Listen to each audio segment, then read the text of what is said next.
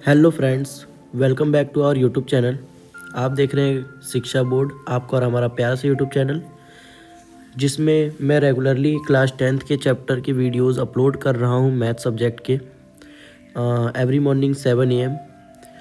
तो जो भी बच्चा इस चैनल पे पहली बार विजिट कर रहा है, प्लीज़ चैनल को सब्सक्राइब करें, वीडियो को लाइक करें अगर ये वीडियो आपके हेल्पफुल है, और अपने दोस्तों के साथ भी शेयर करें। आज हम कर रहे हैं क्लास 10th का chapter 12 surface area and volume. इसका एक्सरसाइज 12.2 का क्वेश्चन नंबर 7 कर रहा हूँ मैं इस टाइम पे। क्वेश्चन है आपका, a solid consisting of right circular cone. एक सॉलिड है, ठीक है, जिसमें एक राइट सर्कुलर कोन है जिसका हाइट दे रखा है 120 सेंटीमीटर एंड रेडियस दे रखा है 60 centimetre. Standing on a hemisphere of radius 60 centimetre, जो कि एक हेमिस्फीयर पे स्टैंड करता है जिसका रेडियस है 60 सेंटीमीटर, जो कि एक राइट सर्कुलर सिलेंडर में रखा गया है जो कि पानी से भरा हुआ था। ठीक है, इस तरह से रखा है कि वो बॉटम तक टच हो रहा है। हमें बताना है वॉल्यूम ऑफ वाटर, यानी पानी उसमें कितना left in the cylinder, cylinder में बचा है। अगर रेडियस जो है सिलेंडर का वो 60 सेंटीमीटर है और हाइट जो है वह 180 सेंटीमीटर है। अगर वीडियो फास्ट होता है तो स्लो डाउन कर लें, और कहीं पर कोई डाउट आ रहा हो या आपको एक्सप्लेनेशन में कोई दिक्कत हो रही है, मतलब समझ में आ रहा है पर आप चाहते हैं कि सर को ये इम्प्रूवमेंट करना चाहिए या कोई भी सुझाव, तो वो आप भी कमेंट करके बता सकते हैं ताकि मैं उस पर वर्क करके उसको बेटर कर सकूं। ठीक है, तो देखिए, एक हेमिस्फीयर था, मैं हेमिस्फीयर ड्रॉ कर लेता हूँ कुछ इस टाइप का। ठीक है, ये थोड़ा बहुत ही गंदा बनाया मैंने।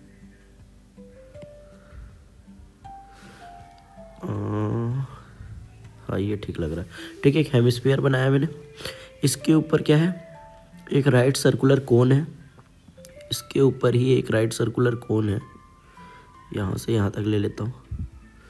ठीक है, जो कि एक राइट सर्कुलर सिलेंडर के अंदर रखा हुआ है। एक सिलेंडर है,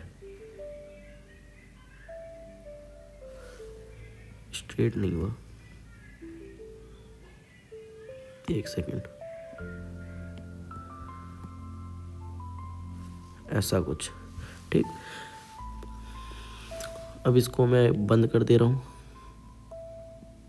एक सेकेंड।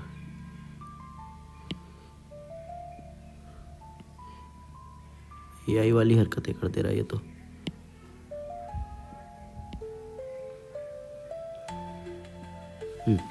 इस टाइप का एक राइट सर्कुलर सिलेंडर बन गया। ठीक है, तो यहाँ देखिए गिवन चीज़ें हम सबसे पहले लिख लेंगे सो दैट कि आपको दिक्कत ना हो। सर्कुलर का हाइट कितना है, कोन का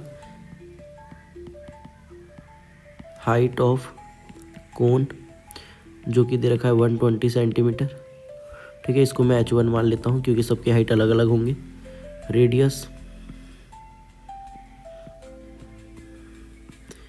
रेडियस ऑफ कोन वो दे रखा है 60 सेंटीमीटर। इसके अलावा रेडियस ऑफ हेमिस्फीयर भी 60 सेंटीमीटर ही है, यानी इसको मैं R1 मान लेता हूँ, इसको भी और इसको भी R1 ही मानता हूँ क्योंकि दोनों एक ही बेस पे हैं तो एक ही रेडियस पे है ना। ठीक है, उसके अलावा हमें गिवन है हाइट ऑफ सिलेंडर,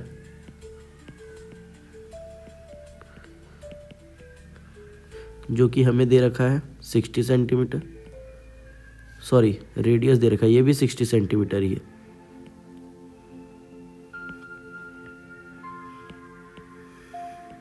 रेडियस है, हाइट तो दिया है 180 सेंटीमीटर।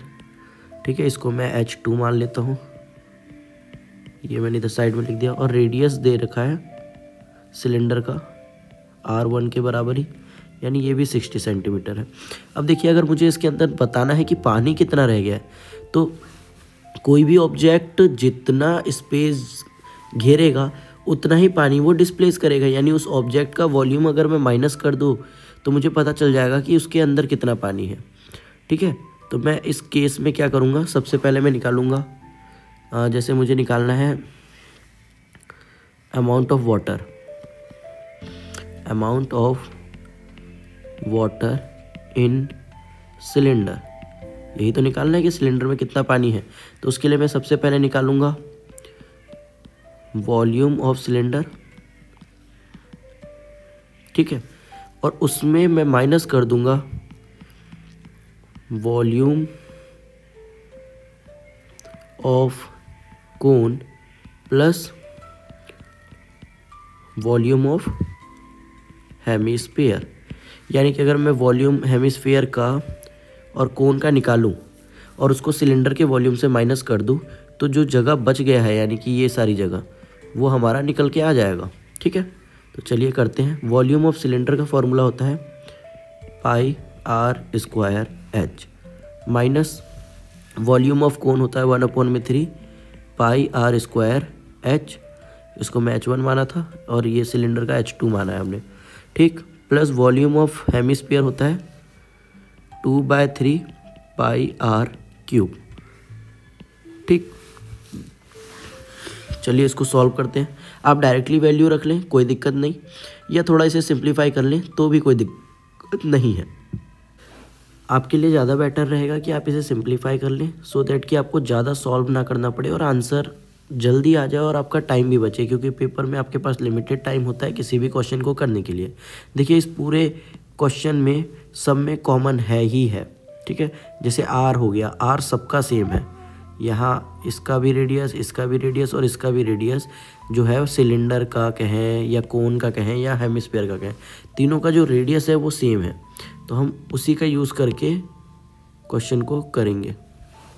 देखिए तो मैं क्या करता हूँ, पाई और आर स्क्वायर बाहर निकाल लेता हूँ, तो यहाँ बचता है H2 माइनस, ये ब्रैकेट में दूसरा वाला यूज़ करता हूँ, एक सेकंड, ठीक है, ये ब्रैकेट ले लेते हैं, ठीक है, क्योंकि यहाँ पे भी ब्रैकेट में है। ब्रैकेट में 1/3 into H plus 2/3 into R, ठीक है। मैंने यहाँ से 2 आर निकाल लिया, एक सेकंड में इंक चेंज करके दिखाऊँ, ये पाई और आर स्क्वायर निकल गया, यहाँ से भी पाई और 2 आर निकल गया, तो 1 आर बच गया, और यहाँ से भी पाई और आर स्क्वायर निकल गया। अब मैं क्या करता हूँ, जो वैल्यूज़ हैं उनको पुट कर देता हूँ। पाई की वैल्यू क्या है 22/7 इंटू आर, आर कितना है, रेडियस हमारा 60 है, तो 60 का स्क्वायर, ठीक है। H2 हाइट ऑफ सिलेंडर था मेरे ख्याल से 180, हाँ, तो यहाँ 180 रख दिया, माइनस यहाँ क्या बचा है 1/3 H, यहाँ हाइट कितनी थी 120, कोन की हाइट थी 120 प्लस 2/3 इंटू 60, इसको सॉल्व कर लेते हैं। तो कितना आएगा देखिए 22/7 इंटू 3600, ठीक है, स्क्वायर किया है, ब्रैकेट में 180 माइनस 3 4 जा 12 और 2 3 जा, तो ये आया 40 प्लस 3 2 जा 60 होता है ना, तो 240। देखो अब ये कितना सिंपल हो गया क्वेश्चन। यहाँ क्या आया 22/7 इंटू 3600, ब्रैकेट में 180 माइनस 40 प्लस 40 80 हो जाता है, ठीक है।